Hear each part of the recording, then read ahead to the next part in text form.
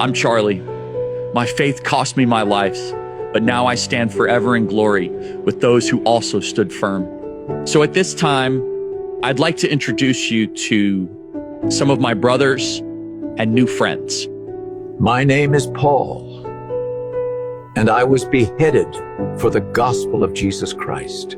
My name is Andrew, and I was crucified for following the cross of Christ.